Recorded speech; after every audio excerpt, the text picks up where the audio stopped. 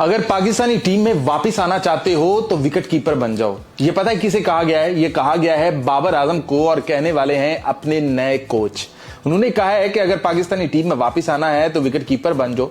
मतलब शेर को कहा जाए कि अगर तुम घास चरना शुरू कर दो तो तुम्हें भेड़ों के साथ रख लिया जाएगा।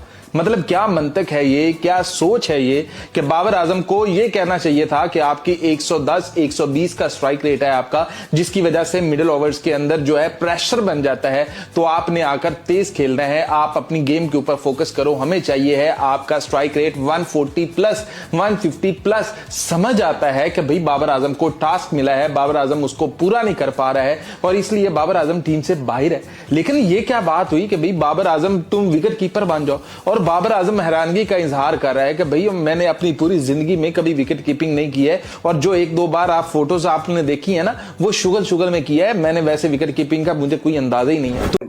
पाकिस्तान की टीम अगेंस्ट बांग्लादेश जो टूर होना है, वो टीम अनाउंस हो गई है T20 क्रिकेट की।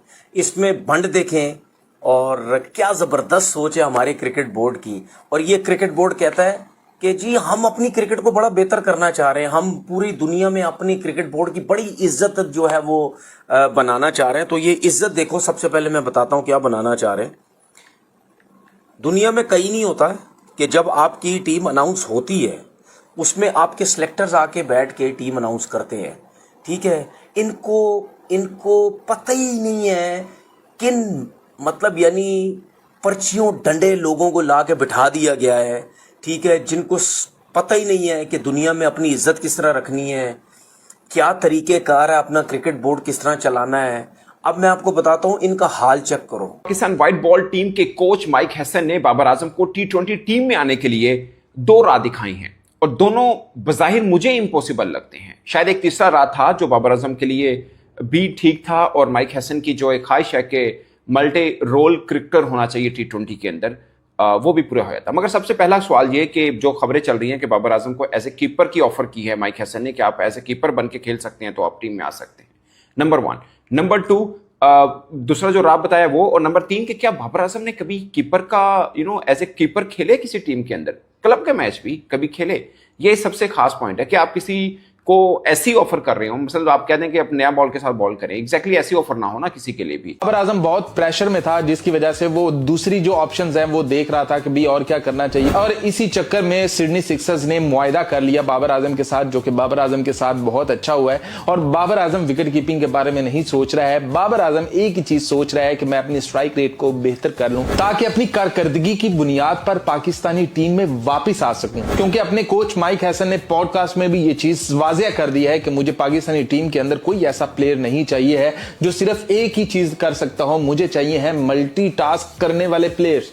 मतलब मुझे बॉलर ऐसा चाहिए जो कि खेलना भी जानता हो, मुझे वो फील्डिंग भी करके दे दे, और जहां पर मैं उसे लाना चाहूं, यानी कि अगर मैंने चौथे नंबर पर भी उसे बैटिंग के लिए अप्रोच करना है तो वो मेरे लिए अवेलेबल हो। यानी कि अगर आप पाकिस्तानी मौजूदा टीम भी देखें, सिर्फ फखर जमान पाकिस्तानी टीम के अंदर इस टाइम ये अकलौता बैटर है जो कुछ और सरंजाम नहीं दे पा रहा। जैसे कि साइम अयूब आपको पता है कि स्पिन बॉलिंग भी करता है, जहां माइक हैसन ने बाबर आजम को कहा है कि आप ऑल्टरनेट कीपर के तौर पर, यानी एक होता है ना कि आप ही कीपर होंगे और आप खेलेंगे, ऐसा नहीं, बट ऑल्टरनेट कीपर के तौर पर आप टीम में खेल सकते हैं।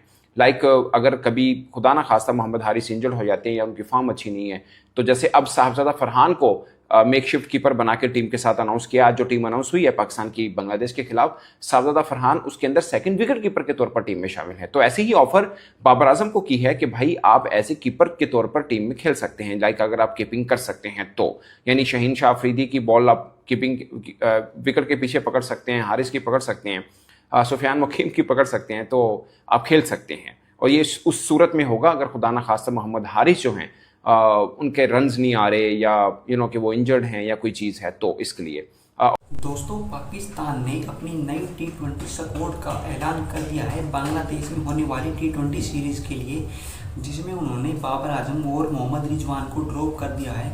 अब पाकिस्तान के नए कोच का ये कहना है कि अगर बाबर आजम इस T20 स्क्वाड में शामिल होना चाहता है तो उन्हें कीपिंग सीखनी पड़ेगी, क्योंकि सिर्फ बैटिंग की बदौलत हम उन्हें टीम में नहीं ले सकते। अगर उनमें कोई अलग से कोई स्किल होगा या स्पिन बॉलिंग करेंगे या विकेट कीपिंग कर सकता है तो हम उन्हें अल्टरनेट बैट्समैन विकेट कीपर के रूप में ले सकते हैं। तो दोस्तों बाबर आजम ने आज तक कोई विकेट कीपिंग का काम तो नहीं किया है, इसकी वजह से बाबर आजम को इस तरह ट्रोल किया जा रहा है। हालांकि उनका स्ट्राइक रेट T20 में बहुत कम है, वो बहुत ज़्यादा बॉलें ले जाते हैं, जिसकी वजह से उन्हें T20 में शामिल नहीं किया गया, जिसकी वजह से बाबर आजम को T20 टीम से ड्रॉप किया गया। तो दोस्तों आपको वीडियो पसंद आई हो तो प्लीज़ वीडियो को लाइक कमेंट से जरूर करें। जय हिंद, जय भारत।